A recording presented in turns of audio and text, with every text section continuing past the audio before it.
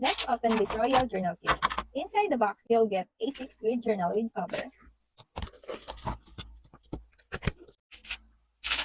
60 pieces memo papers, 20 sheets per design,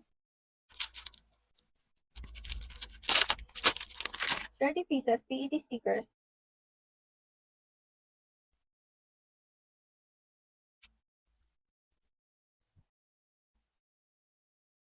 10 pieces decorative card,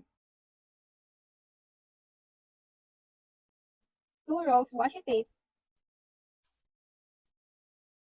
2 pieces envelopes, 10 pieces folding notes.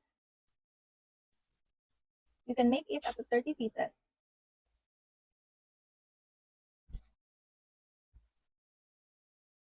3 pieces metal bookmarks, 6 sheets washi stickers, and 15 sheets material paper.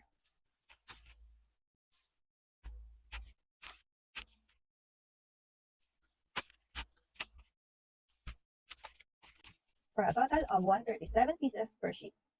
This set gives full Victorian princess energy. It's classy, romantic, elegant, lace, gloves, love letter, vintage, premium aesthetic. I absolutely love the white lace detail. It feels delicate and feminine. My favorite piece are these ticket style cardstock. They're amazing for layering and vintage spread.